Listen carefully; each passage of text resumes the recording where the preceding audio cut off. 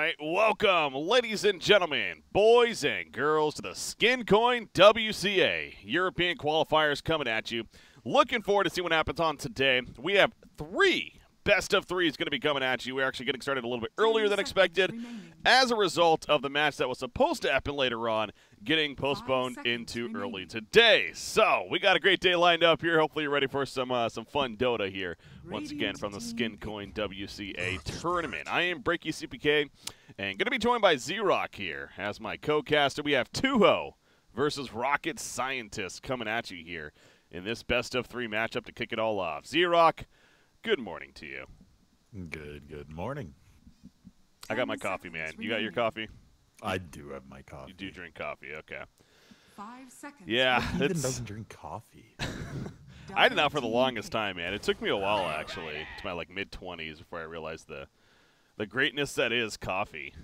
It actually took me till TI. The first year I went to TI and had real coffee in Seattle. Oh, yeah. Yeah.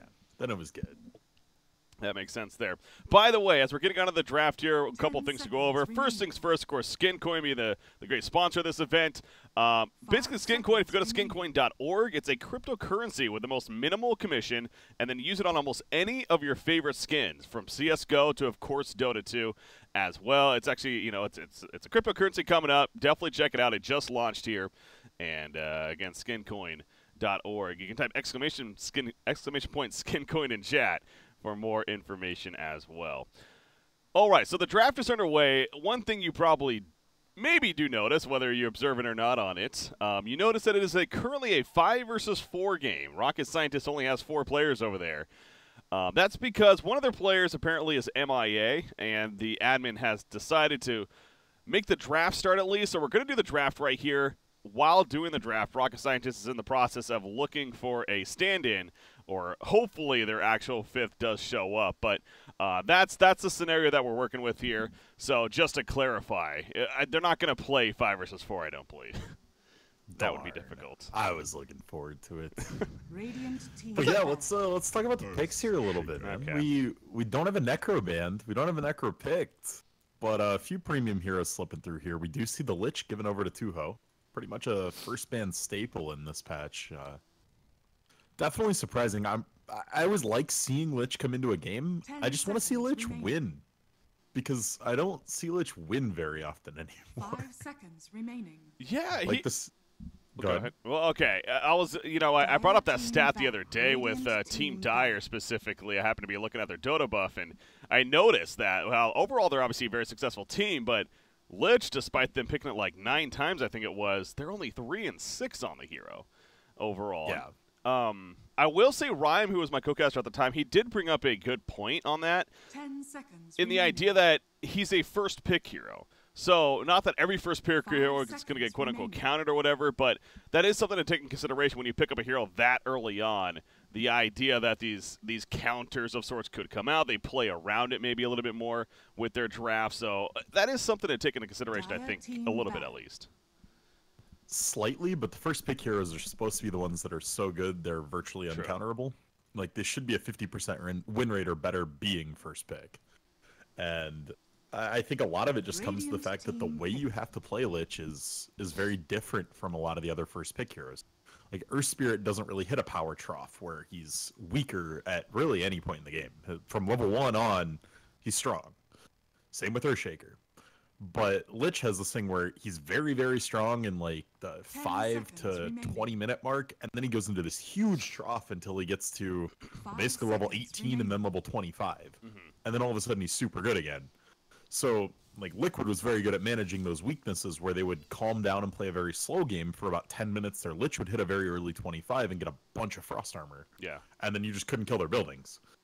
But yeah, I think it's a lot of teams struggling as games go to 40 minutes with Lich to actually close out a victory.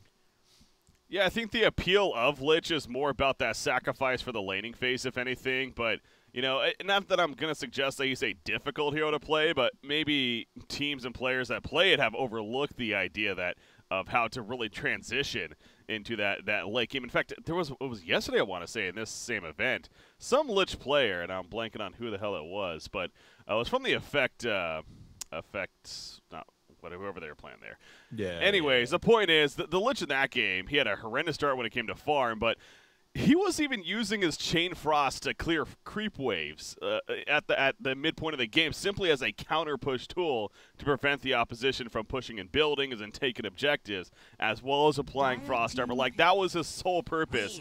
Eventually got a hand of Midas, and then he did start to take off with that, and things like Crimson Guard he picked up that game, and so on. So I guess, the point being, it's just like transitioning into that as you're kind of getting at, but be willing to basically be a barrier of buildings, it seems like, is a massive strength of his into that mid to late game. I mean, we've even seen some people try to win with it, only going 1 point in Frost Blast and then maxing Frost Armor and Sacrifice, because that is his goal at the moment for a lot of teams, just to keep buildings alive. Yeah. But I don't feel like that's a 50% or better win rate strategy for the hero. Like, it's just one of those things, it kind of needs to go the way of Earthspear, where if you don't have a Lich player or a Lich team, you just let it go.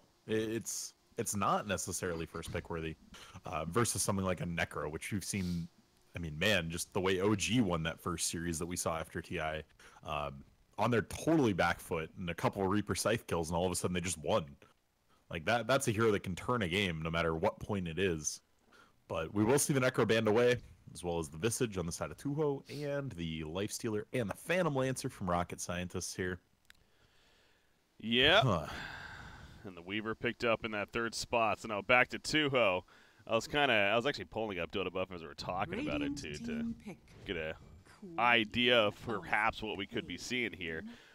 Queen of Pain was not going to be one I would have suggested, because actually she is down there as far as this team picking up this hero, to be honest, which is a little bit surprising. She's only been picked up 3 times by them in the last month, and they've been playing a lot of Dota. In fact, 26 games in total, or excuse me, 43 games in total for them right here. So not a popular pick for them, actually, but they are going to run it here, and I'm guessing Mickey will end up with it for Team Tuho. Yeah, I have to imagine so. I like Queen of Pain. I think it's just a very versatile hero, and maybe it won't be Mickey. Remember, we're seeing Mickey and Quakefa swapping off here and there, and I know Quakefa plays a lot of Queen of Pain, so maybe we'll see them do a little hot swap where Quakefa grabs that, Mickey goes to the off lane. Let's see. Yeah, it seems like, I want to say, because again, I do pay attention to this team for, obviously they have history with myself. Again, it's Annie and Mickey over there specifically, one of the more recent batches of Han players to come into the scene. And I feel like Mickey has been actually playing more of that mid role in full, where Quakefa has been playing more of the off lane. So I would lean towards Mickey playing it still, but again, there is that idea of the Team Liquid strategy that we're kind of calling it, right? Where they won TI7, essentially swapping Matumba Man and Miracle constantly from the 1 and 2 position role. So that appeal definitely is there more for teams, no doubt. So we'll see. We'll see what Tuho decides to do here. But they're going to give it Juggernaut, and Garter for sure is going to be playing that. Remaining. Yep, and the Disruptor is just a very easy answer to Queen of Pain. Pretty good in Earthshaker as well. I like that pickup a lot. Dire team ban. I'm really curious to see how much Weaver's getting picked, because it seems like it's becoming an inordinate amount of time, and a lot of times it seems like if you can pressure that Weaver at all early game, it falls really, really flat. Like it just lacks the damage output that most of the other carries have at one item, and it really struggles to get to any amount of items. Like getting past that 1 item breakpoint seems super difficult for Weavers lately. Well, you don't even need boots, actually, so it kind of gets you there a little bit quicker. No, it's been fun to see the kind of. I feel like that's kind of gone down a little bit from the Weavers I've been noticing recently. They usually actually do build at least brown boots, even power treads now. But we occasionally we do see the no boots Weaver, which I find fascinating. No boots, I don't like no boots Weaver. Lacking mobility when you're not Shikuchiing, so rough. Yeah. You're just sitting there to be food. I would imagine it just feels uncomfortable even to really play does. with that. 5 seconds remaining. It's a strategy. It's a strategy some teams go with, some players go with, so we'll see how Rocket Scientist uses it here. And I'm guessing Nox going to be playing it over there. By the way, shout out to him. He's a former Han player as well. Again, more the later batch of Han players that moved over. Similar to Insane and Mickey, actually. But yeah, Slaughter coming out with the 5th pick. That is not one we see too often anymore. Yeah, it's a hero long forgotten by the Dota world. Yeah. Wow. So it is good into Weaver, though. Obviously, any sort of invis detection is very nice. And when you couple it with the fact that he has a bunch of minus armor as well, this 5 seconds rocket scientist remaining. squad is looking like paper to amplify damage. Oh yeah. I mean, it's gonna just chunk them, especially with the way Earthshaker's been played lately, where a lot of times even second item they're going Shadow Blade. Like a Shadow Blade enchant totem is gonna just potentially one-shot Weaver or Disruptor at multiple points in this game. Mm-hmm. Yeah, the Slaughter pick coming out here from Team Tuho kind of just completes an overall just solid draft, I feel like. And it has a tendency, you know, their cores, I think, is what ultimately makes that. They got the big magic damage dealer in Queen of Pain, very mobile. They got the heavy physical damage dealer in Juggernaut, but he's also good for, you know, staying alive himself and just team fighting in general. Yep. And they obviously have several initiation tools, a lot of wombo combo potential. It's just one of those all-around sound lineups here from Team Tuho, but Puck is the final pick. I like the Viper Band out of Tuho. I was almost expecting a Dragon Knight to come out from Rocket Scientist. Just something tanky that can actually stand up to this a little bit if he needed a front line and give them a safer building hitter. Because right now, if Rocket Scientist is looking at breaking high ground, they kind of have to find one, if not two kills, or they risk just instantly dying.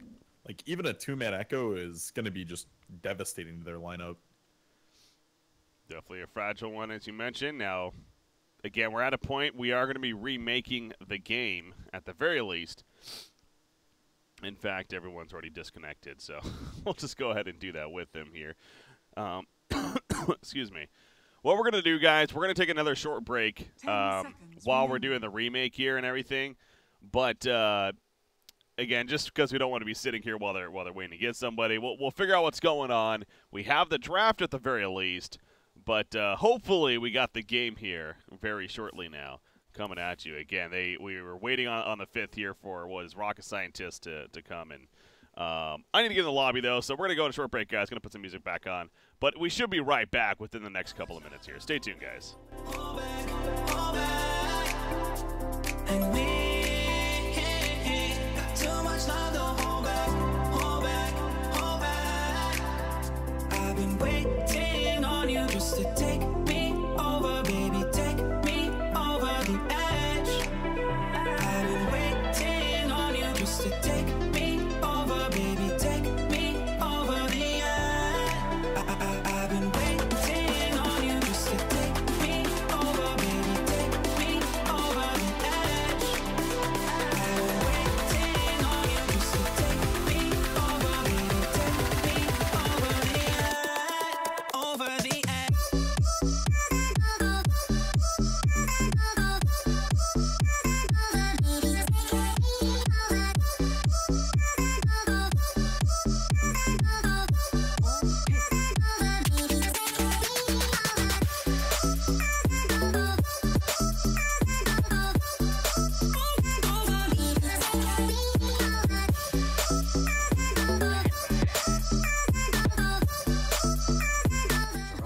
All right, and we are back here to the SkinCoin WCA. We did get the player in, and we are good to go here as far as advancing on to our first game of this best-of-3 series, Tuho versus Rocket Scientists. Once again, I'm BreakyCPK, joined by ZrRock here as your casters. And obviously, yeah, they're doing the all-pick thing. So just to really clarify what's going on, they already did the draft. They remade, though, as the 5th player did it. Now, I believe it's actually is a stand-in. I was actually trying to find that information for sure, because I'm not 100% confident, to be honest. But I believe it is a stand-in for them. Now, I will say Own Me happens to be, not that I like to gloat about this, but happens to be another On player. A very good one at that. He's actually one of these guys I did expect to transition very well and see success out of. So I know that he has been playing in a lot of these open qualifiers in the last season. By the name of Own Me here, playing the puck, by the way. A very, very solid solo player, especially in that mid-roll. So he steps in. At the same time, it is a player that Insania and Mickey, I know for a fact, will obviously recognize and know very well themselves. But okay, ZrRock, we got a draft here. The picks are finalized, and it is going to be Mickey on the Queen of Pain, so Quickfoot is going to be playing the off-lane Earthshaker, it looks like, and Insania playing the 4-position Slaughter instead. So what do you think about Earthshaker and Slaughter? Could interchange technically as far as the 3 and the 4, but they decided to run it like this. Does this make sense? Yeah. Your Earthshaker needs items and XP way more than the Slaughter does. I mean, getting up Earthshaker towards even level 11, level 12, just so much more important. Yeah. Slaughter just needs to get to 6. The rest of it's just gravy at that point. Prepare for Oh, battle. right. I need to switch my overlay here. There we go. We are good now. Oh, wow. The odds have even updated here, I'm noticing, on LoopBet, actually. And they even got a little bit better for Team Tuho. And I think that's a reaction to the substitute, perhaps, coming in. What's going on? Yeah, He's like, you know, I left for plus 25 MR for this. Yeah, he. Yeah, again, they definitely have fun together. They are former teammates, actually, at points too. So. Okay, so Demon's not living in Europe. No. Yeah, no, he's been playing from NA this whole time.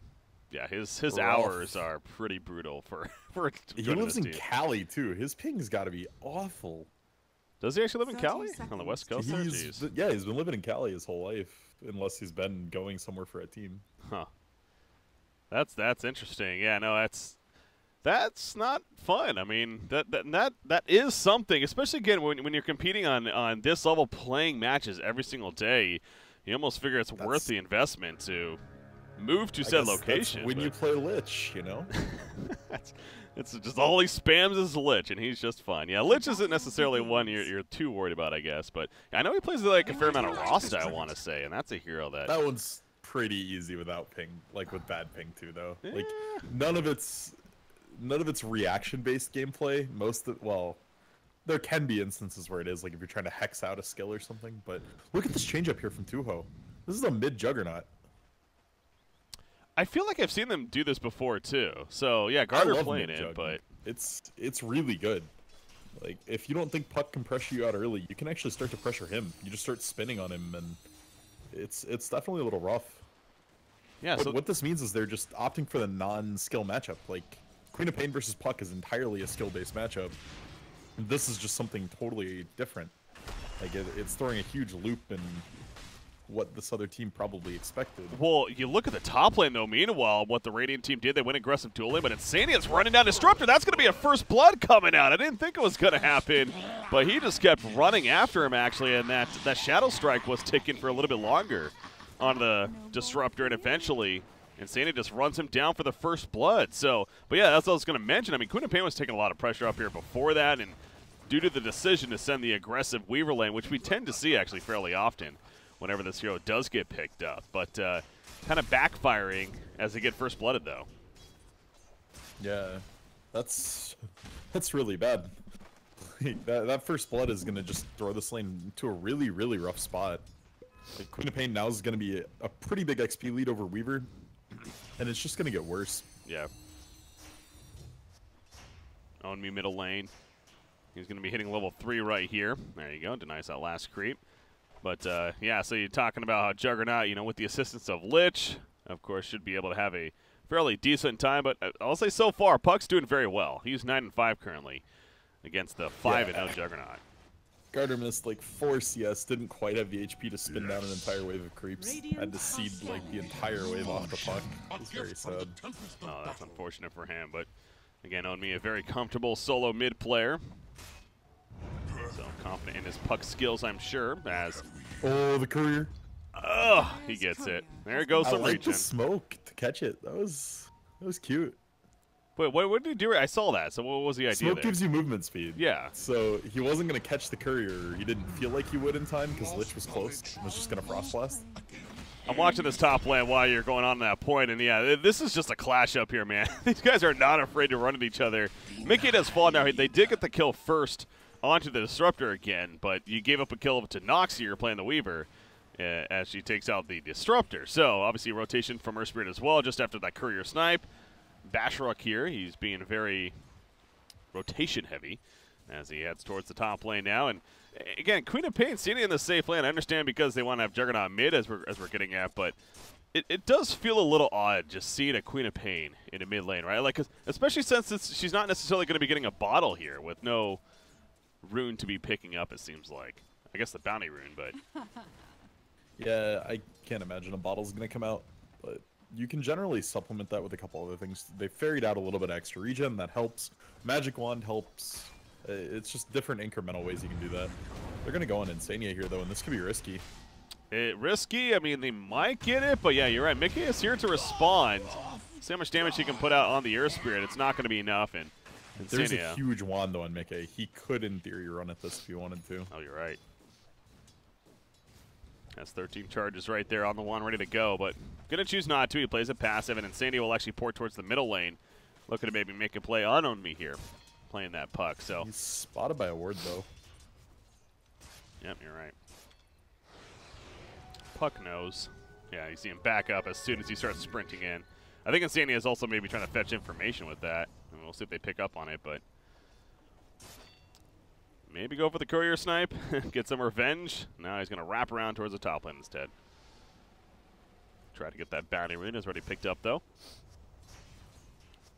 Good bounty control from the Radiant side. How about the bottom lane? Earthshaker's level 4, actually, so he's managed to get some decent experience at the very least. Of course, it's essentially free farm happening for this Bat Rider down here.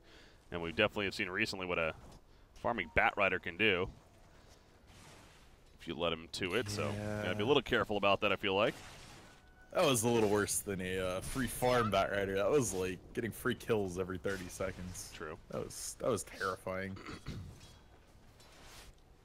Insania finds himself back at the top lane, but they've essentially made this into a tri-lane here for Rocket Scientists, as Earth Spirit's going to make his way back up. And again, Weaver continuing to get in there and get those last hits. But man, you look at the CS up here. Mickey's doing fantastic himself, 25 and 8. Who's dead? Oh, mid dead. Yeah, Puck is dead. It's like, wait, who? Oh, top lane. Insania could be dead as well again. Nice boulder smash, but no, he's a little bit too far. Oh, they got him, though, in the middle lane. How did that happen? Mid lane, Puck just used the orb to CS, hadn't been getting pressured too much, and they just instantly punished. Demon Frost Blasted, and Garter just spun right on top of him. Just way too much damage for a Puck to take early on. That feels like one of those plays where you're kind of communicating together and making the point, if he orbs to farm here, I'm going in. And so the good reaction, it sounds like. Mickey, by the way, he is swarmed up. They want to turn on a Nox, but he was trying to kill that bug as well. He pops that magic wand, blinks away. Going to have to kill off the bug now. Insania running back in at Crush in 1 second. Not an opportunity to use it, though. So just plenty of back and forth, but Mickey will have to be careful, living life on the edge here, as he tends to do. Yeah, he's just looking to hit 6 and pop this Weaver. Oh, he is almost there, isn't he? Oh, no, he's going to get popped first, though. Great initiation first. He does die in return, but I mean, Quap did get the kill first, so get something. Good Scream of Pain reaction, at least. Arms for the dead. I mean, it could have just been a blink reaction, though, and he would have lived. But that is a good point. Is a cast animation not? Would it not have been too long?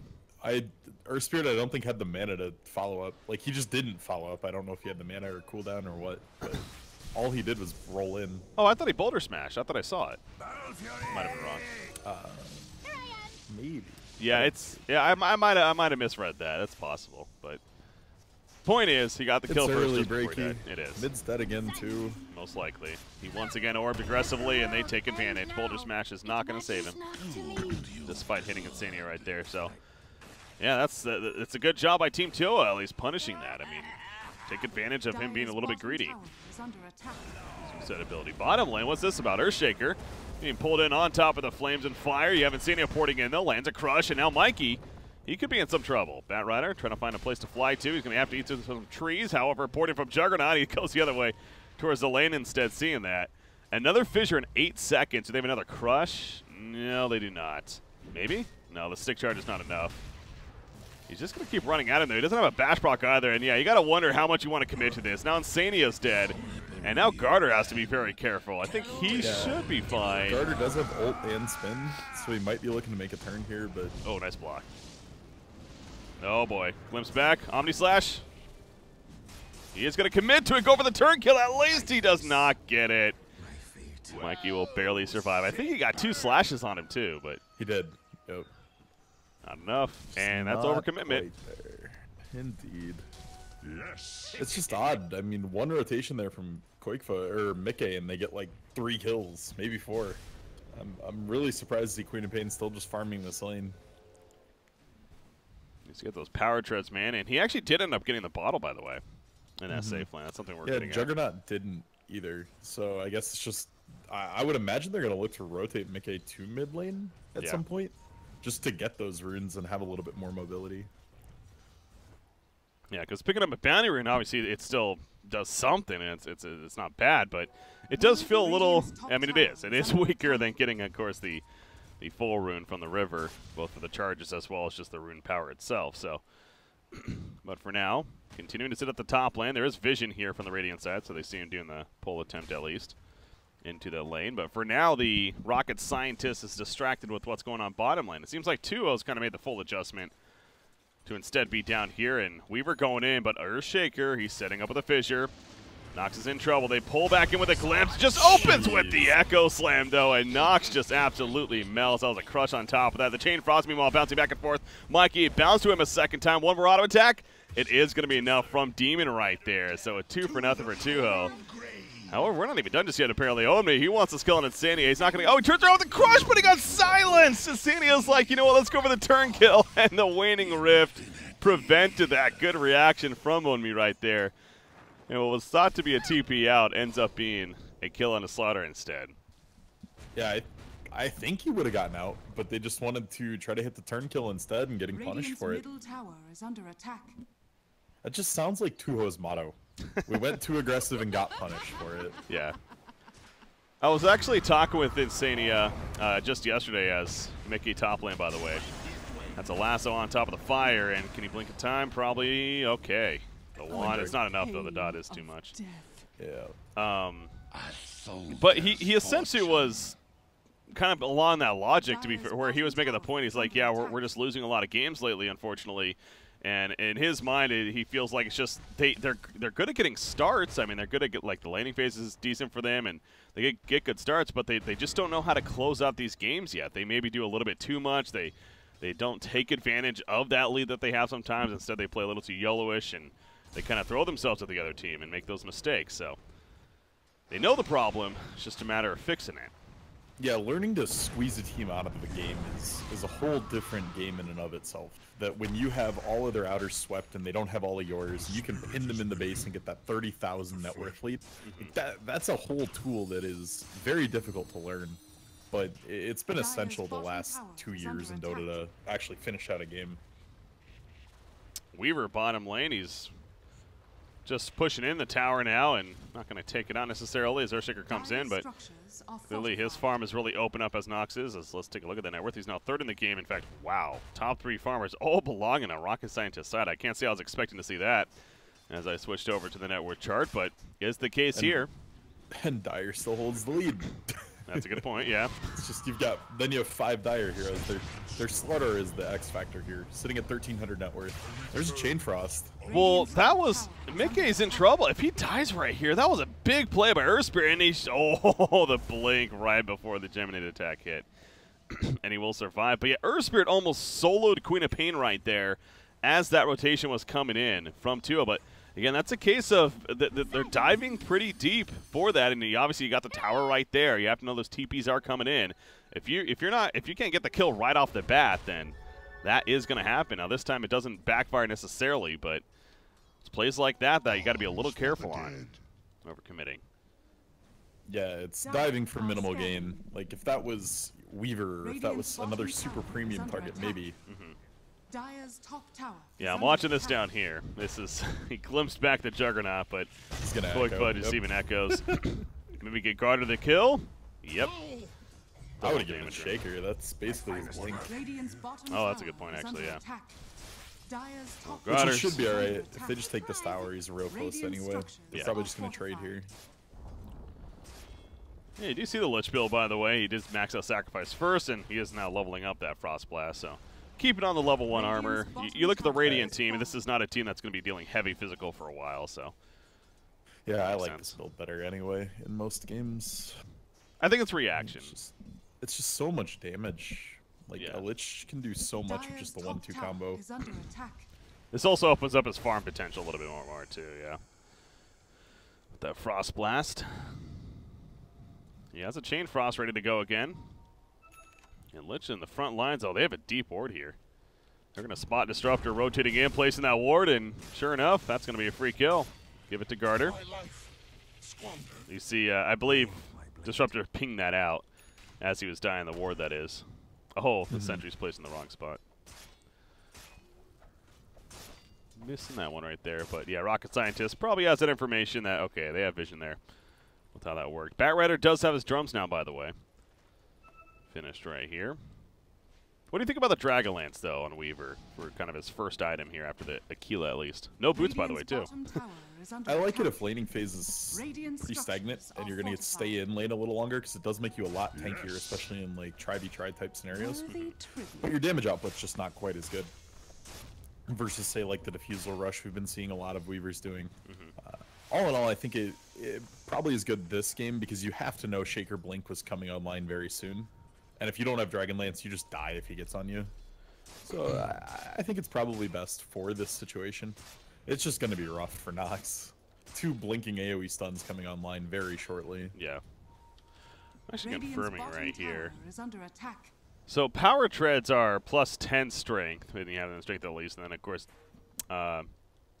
the Dragon Lance is 12 strength as well as 12 agility. So depending on, like, you could argue that power treads, you know, obviously depending on what stat you have, it doesn't have both at the same time, but instead you can invest into that and then go that Diffusal Blade build as well as to amp that damage up. But Dragonlance gives you a better chance of not being in the Echo Slam because you have more attack range, so you don't have to be clumped quite as close. Dire's middle tower is under attack. Yeah, there is the extra benefit there too, that's true. Build into the eventual Hurricane Pike if find necessary. Garter, ooh, he's doing the stack here. Weaver scouts us out with the Invis Rune. This should be a free kill. There's the blink in, showing off the blink daggers, Mikey. The Shrine, though? The Shrine pop, trying to keep him alive, but there's just way too much there, including the Dream Coil, including the Magnetize. Insania ports in. LeCrush, I don't even believe, landed right there. The Chain Frost, though, that's going to do some work at least. It bounces over to the Ancients. Mickey does get credit for the kill on Disruptor elsewhere, by the way, but they do finish off Lich, and it ends up being a 3-for-1, really, in favor of Rocket Scientist. Mickey screamed a creep wave and happened to find a Disruptor in the trees. Is that really great? How that works? Well, with where Disruptor died, he was just chilling up in the tree line. Ooh. Okay, well, that's a big burst. Out of the Weaver. He ain't living through that one, no matter Dragonlance or not. Echo Slam, Sonic Wave. That new Veil of Discord hurts. That's true. Yeah, he just got that. As his first big item pickup, so. Tuho ending that, you know, pretty nicely. Again, Mickey at least feeling very good after that whole situation, and they are trying to find Earth Spirit now. The bottom lane. That Boulder Smash hits the illusions. Good job by Insania timing as well with his now blink and crushing. So this Queen of Pain starting to get on a streak here. Mega kill streak, in fact.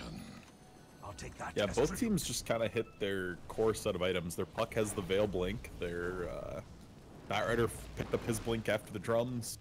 They've kind of got everything they need there, but the Shaker and the Slaughter as well having theirs. So the action's going to speed up here a lot. We're going to start seeing a lot more grouping, a lot more team fights. And that kind of goes back to, despite now it's even Queen of Pain jumping up there a little bit more, but in fact now she's overtaken the top spot as far as net worth goes. But yeah, I mean, you kind of look at the chart initially and you think, oh yeah, no, this Rocket Scientist team should be ahead, but then it is that bottom portion right there where the supports are just being completely getting nothing, where at least the Slaughter, with now that blink, is having a very good time. And that's a key item for him, of course.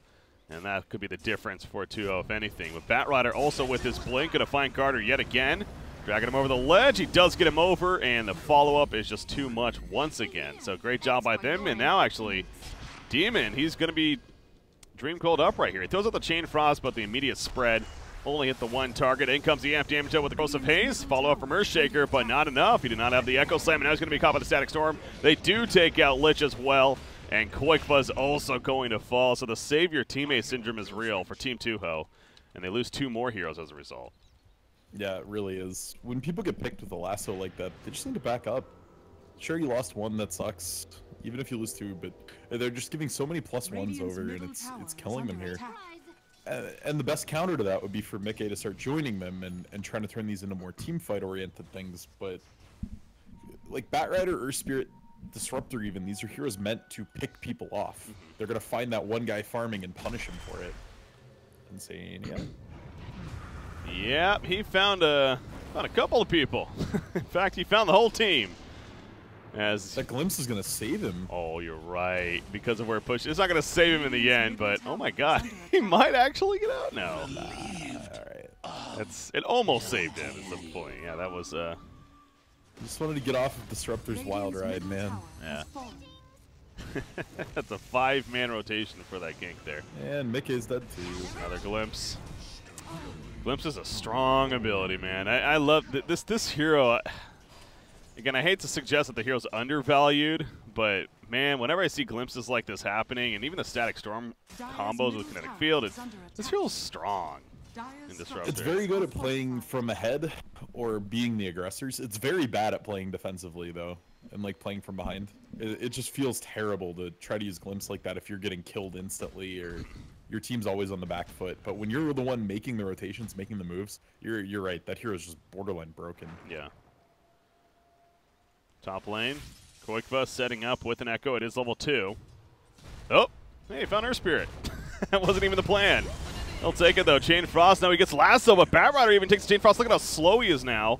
Qualifier though probably going to die. In fact, Weaver coming. He actually just stomped the Weaver and prevents him from getting the kill at least. But they do still pick it up, and now Demon is also going to be run down.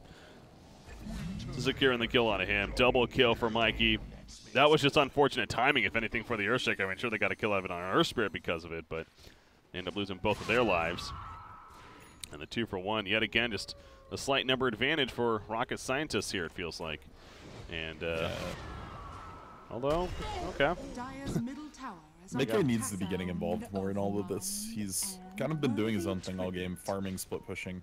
And it's resulted in him being top net worth on his team, but they're really losing out on a lot of these trades. They're kind of coming out of kill behind in almost everything. Batrider's impact, though, has been very high. I mean, he got that blink, and that's when it really started taking off, as it usually does. That with the drums. Now he even has a 4 staff, so this hero, it's understandable why he's high value for a lot of teams. And Rocket Scientists making use of it here, again in the hands of Mikey. Earthshaker trying to finish that Shadow Blade. Currently has a Claymore, but it's sitting in his backpack, actually. Curious about that. I'm not sure. He knows enemies can see in his backpack. Yeah, I thought about that. I was like, does he think that's the case? And then I had to think to myself, wait, you can see enemy backpacks, right? Pretty sure you can. Yeah. Yes, you can. Regeneration. So, don't really know what value you're getting there, but he has it at least. Maybe it's just simply an oversight on his part, but they're rotating to the bottom here with a Smoke Ink. No vision anyways in their own jungle from the Radiant side. Not that it's still not worth it, but they have no clue what's going on. They're just going to be pushing out mid. With Frost Armor on their mid tower, though, this is going to be a pretty profitable trade for them.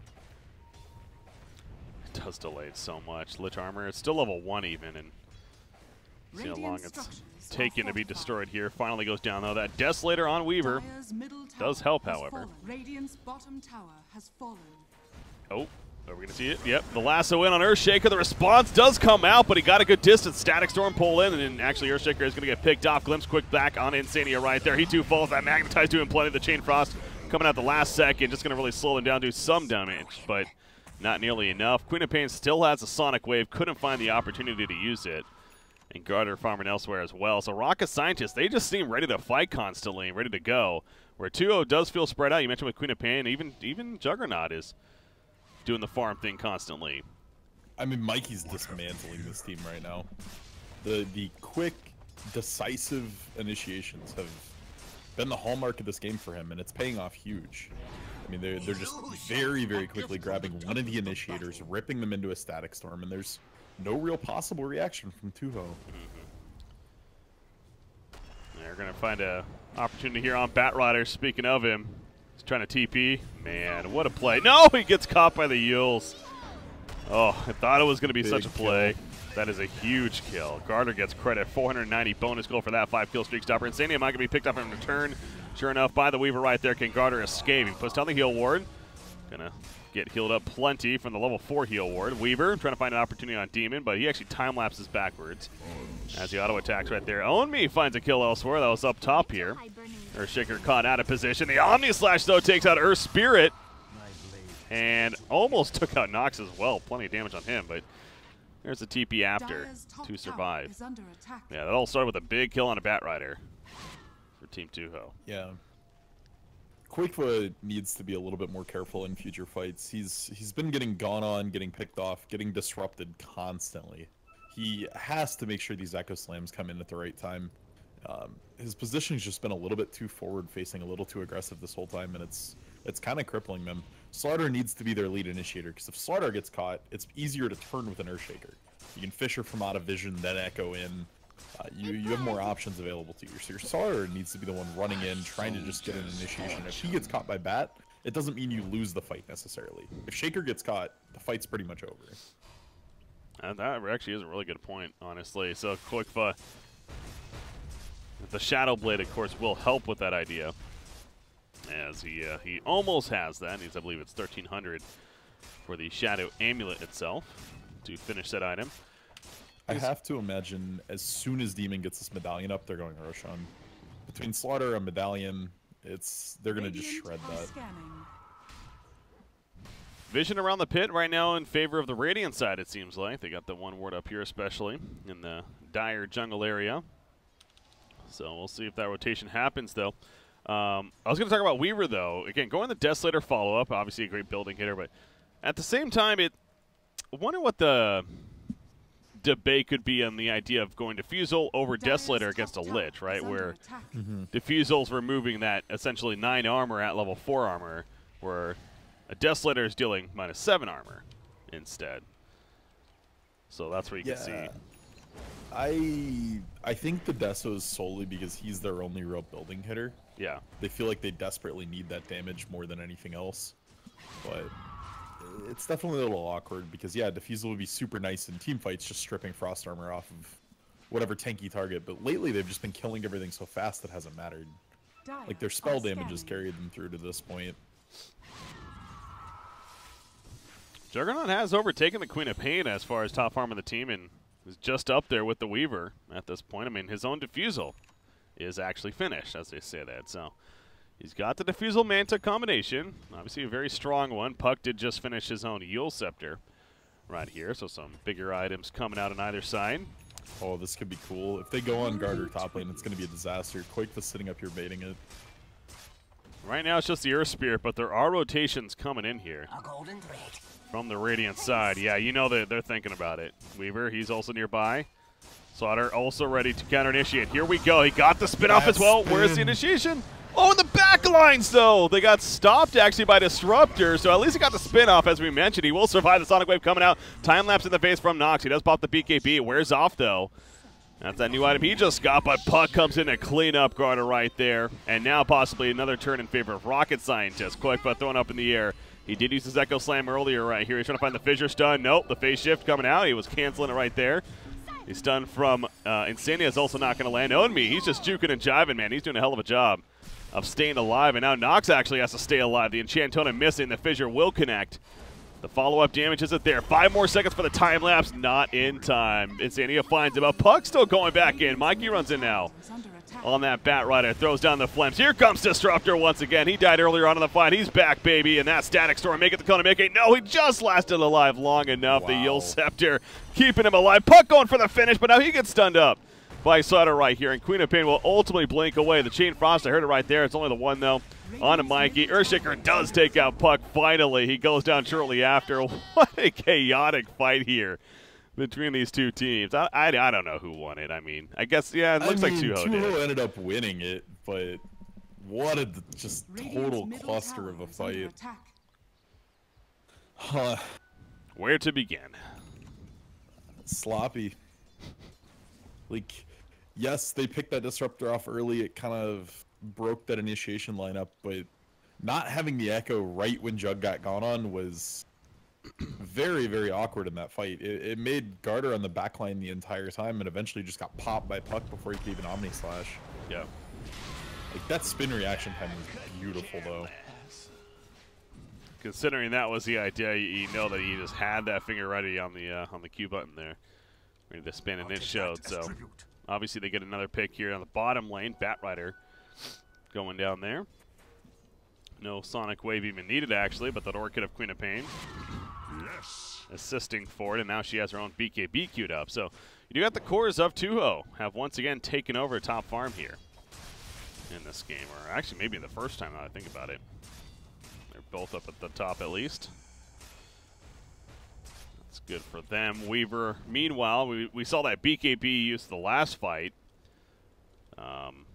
Don't know if he really got the most out of it, though. That's also 9 seconds here. Definitely an awkward timing. You basically had to use it as soon as Jug hit the spin reaction. Cause, oh, that force! Did you see that mid lane? I did not. That was so cool. What did he do? Basically, Earth Spirit was rolling, bouldering out, and almost there. And Insania just smashed the Force Staff on Juggernaut and pushed him in front of the Earth Spirit. Okay. All right, there was the legitimate one shot, by the way. I knew it was coming at some point. I saw that, yeah. Yep. Caught that Corrosive Haze and an Enchant Totem, just whack. A lot of damage. It actually one-shot the Jug. He's going in, and that's a kill. Koikba is dealing some damage here. This Earth Shaker build hurts. Especially with the Haze. Well played, and that's going to rotate into a nice Roshan kill you mentioned earlier. They got Haze. It's gonna melt. Medallion isn't even here yet, but they don't need it. They have plenty of minus armor. What is it right now? Level 2. That's minus 15 here to work with. So, yeah, easy Roshan kill. That's an 8 just picked up for Garter now on the Juggernaut. Juggernaut over the Queen of Pain. Sure. Your Juggernaut's the one who's kind of playing aggressive, getting gone on at this point. True. Like, if Mickey gets lassoed, that's a him problem. It's your fault. It really is. Garter does have a Lincoln Sphere queued up, by the way, so it's also going to be an answer to set ability. Sardar, he's ready to jump. Sitting on top there. Radiant team not giving them the chance, though. Middle lane. Koikba. Again, he's hunting. Whenever I see Shadow Blade, I think about the idea of a Silver Edge, but I'm looking at this Radiant side. I don't know if Silver Edge would do too much when it comes to the break effect. Nah, he needs crit. Yeah. Probably going to be a BKB, honestly. Maybe a Lotus. Chrysalis, do it. Nah, he's already showing he doesn't even need more damage. He can do plenty of it at this point, at least. Indeed. Without more, so yeah, maybe the BKB does make the most sense, especially with the static storm we have to deal with. And is there an Ags anywhere nearby? No, Disruptor. He's trying to finish a Glimmer Cape even at this point. He is down there at the bottom. He's got a spare courier in his inventory though. I just saw that. I don't know what that's about. He sold it. Pretty sure he held it long enough that he had to sell it back for half too. Sometimes you just accidentally buy those couriers 31 minutes into the game. It happens. BKB finished on Queen of Pain here. A good tool for Team Tuho as top lane, though. Lich, he's probably dead. Nice find by the Puck. Speaking of Puck, what about, he's going BKB next himself, but honestly, what about the idea of an Axe here? Seems like it could potentially start becoming strong. You gotta worry about slots on Puck though. Like, he wants the last slot for a Dagon 5. Okay. And so then it's kind of BKB or Ags, and he just feels like he needs BKB with this many stuns and control coming out. You've got a Yules and an Orchid now on Queen of Pain. You've got multiple AoE stuns. He's probably just finding it's way too much pressure to not go BKB. Disruptor getting some aggressive vision down. The top part of the map now. That's where the whole team essentially is ending up. On me already up here. I expect that Tuho can just barrel down middle, grab this last T2, and then decide to react accordingly. But they still have the Sages for a small amount of time. Top tower is under attack. Well, Queen of Pain now has that freaking Chrysalis queued up to go with the Bloodthorn. Already having the Orchid. That's interesting, actually, because she's going to be closing in on 25 about the point that the Bloodthorn plus a small something gets completed. So I'm a little surprised that she's not going straight Mjolnir right now, just to have it right when she hits 25.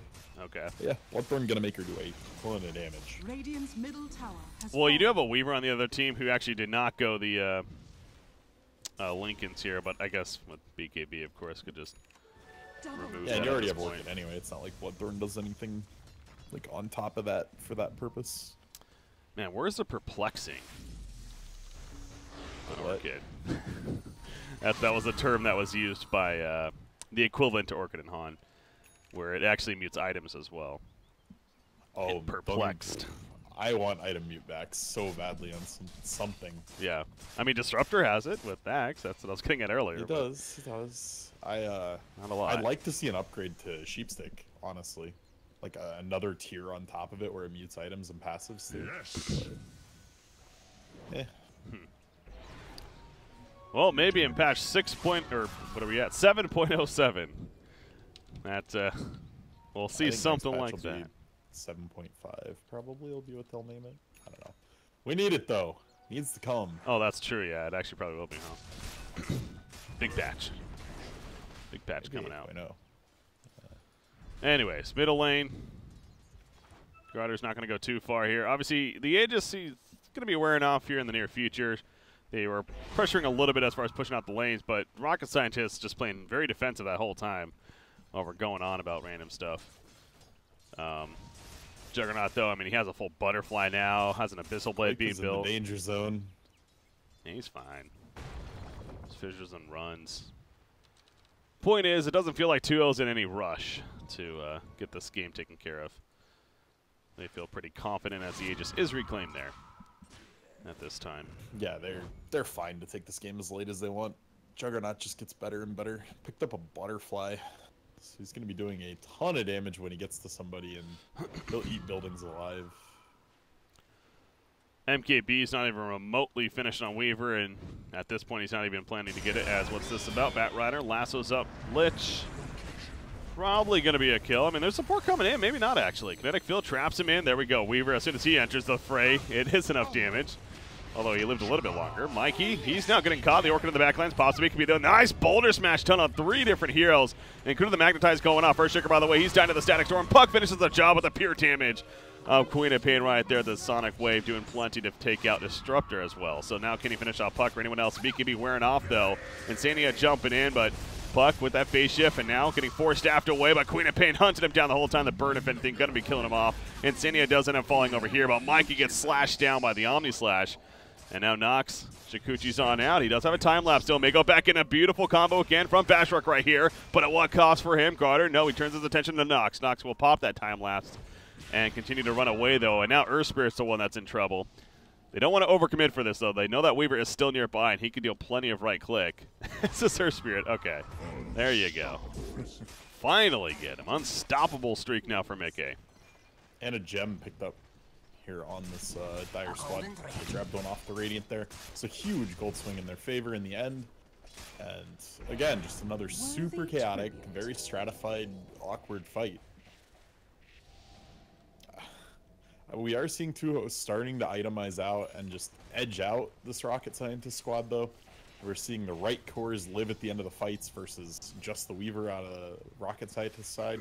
And that's just going to get worse. Jug is one of the best scaling carries in the game.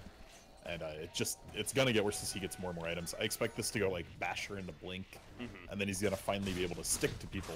And then the game's going to get real hard. Yeah, Blink Dagger is actually an item I do see a fair amount, I feel like, on Juggernauts, and for good reason, as you're getting at. But wants the Basher at least first. Right now he has a full Abyssal Blade queued up, but I can see that transition definitely. He's got a couple of item spots. So, yeah, if he switches over to the BKB here that he has in his quick buy now, that's basically going to be saying they want to end the game. That he's going to just run up to a building and hit it with BKB on. It doesn't help him team fight that much, because right now his main problem is sticking to people, even with a defusal. Because there's the Puck, who's just going to phase shift away, Weaver, Shikuchi. There's so many different ways for them to kite him around. Yeah. Some counter warding coming out from Team Tuho. The vision right now of Rocket Scientists. They get another one down here at least, so they have something outside their base to work with, but Tuho pushing out the top lane. It's a real short Roshan respawn, too. So Tuho might just keep control of that until it comes back up. I'll take that as tribute. Ooh, double damage rune. Yep, Slaughter sees it, or somebody does.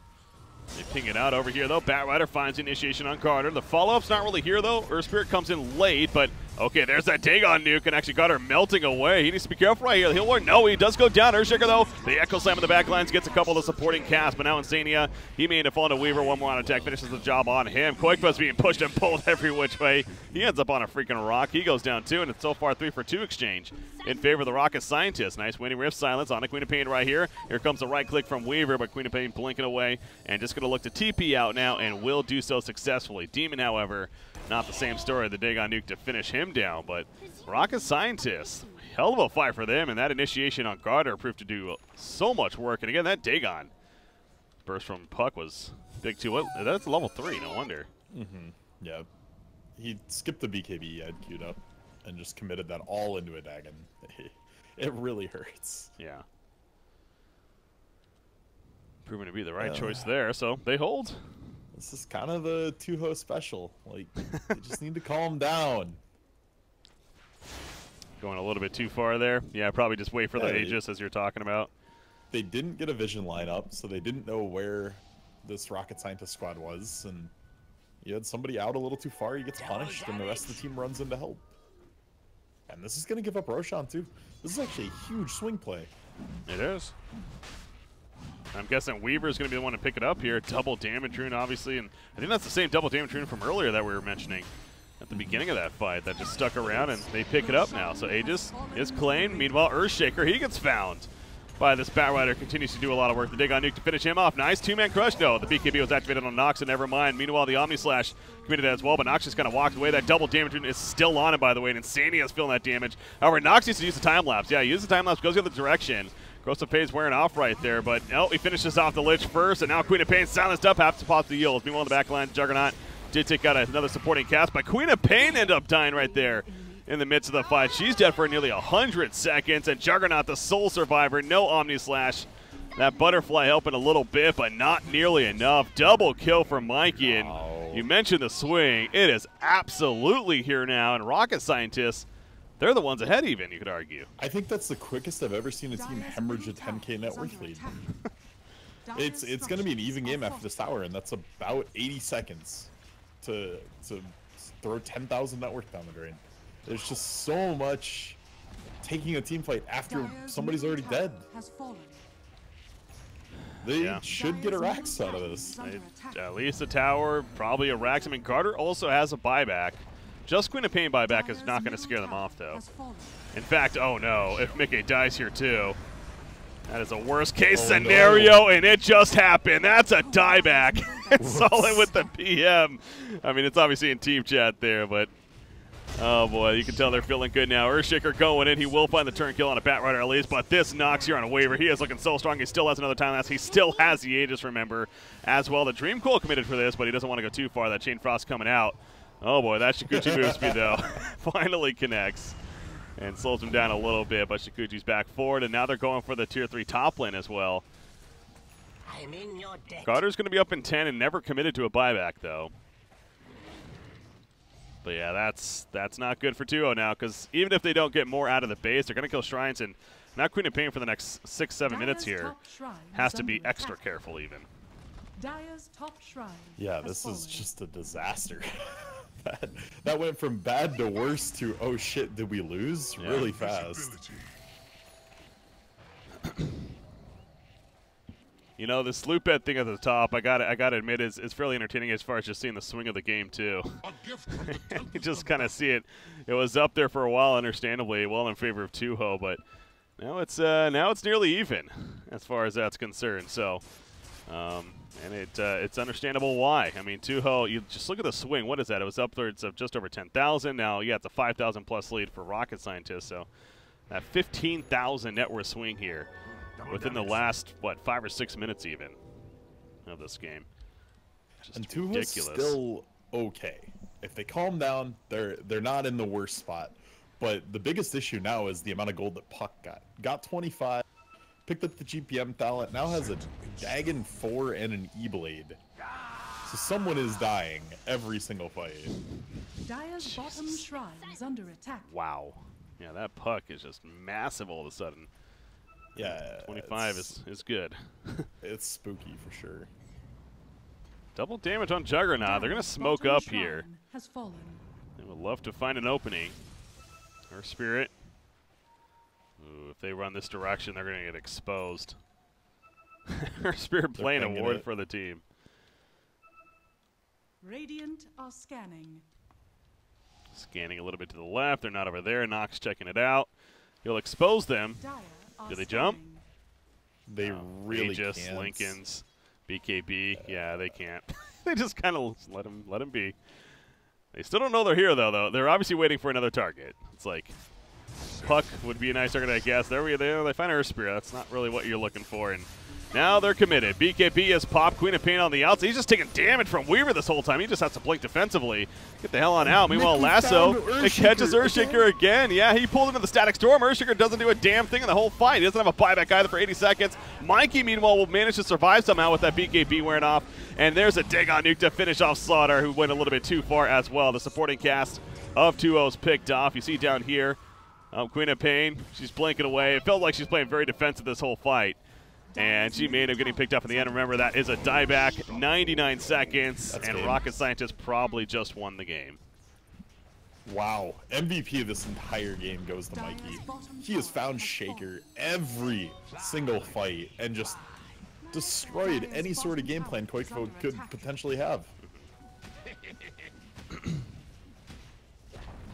Hell of a game one for Rocket Scientist. It seemed like this was just going to be that natural line of, you know, one team getting trying to take the lead and just their lineup naturally carrying them to victory, if anything. But Dire's middle tower is under attack. and it's hard to say because again I love this team, I love the guys on it on Team 2-0, so definitely a little bit of bias coming in, but man, they need to figure this out because this is yet another game where they have had a 15,000, 10,000 lead and they just overcommit. They make the wrong plays. We stressed it at the beginning of this game. It's not even a hindsight thing to say, and something's just off here when it comes to their later game strategy. I'm a bit surprised this is still happening with the frequency it does with Demon as their captain. I mean, we saw what he did with the TNC lineup. He got them very, very controlled. It was a totally different look for SEA. And I'm a bit surprised it's still happening here with him at the helm for them now. Well, last stand at 10 for Team Tuho. Garter goes down, though. He buys back immediately, but again, Queen of Pain throwing it up for another 10 seconds. Earth Spirit even buys back aggressively. Trying to finish the game right here, right now. You see that massive burst from the Puck. Garter, the Omni Slash, just kills more creeps than does anything to heroes due to the bounces right there. And Tuho, they don't want it to be, but, I mean, it's going to be at this point. Mega creeps have obviously spawned. And GGs are going to be called here. Demon throwing it out. So it is going to be a Game 1 victory for Rocket Scientist. Again, the good news is, if you're 2-0 at least, you still got that Game 2 and a best-of-3 series here. But Rocket Scientist doing their job. And again, even with the stand-in, like I mentioned from the beginning, though, Onmi is a very good up-and-coming player on the scene. So I don't know if that's necessarily that big of a deal. You have to deal with that. But 2-0 had the lead, lost it. Rocket Scientist, they take Game 1 here. Pretty much the story of the game. All right. Well, I guess not much else to say as we're going to take a short break going to game number 2.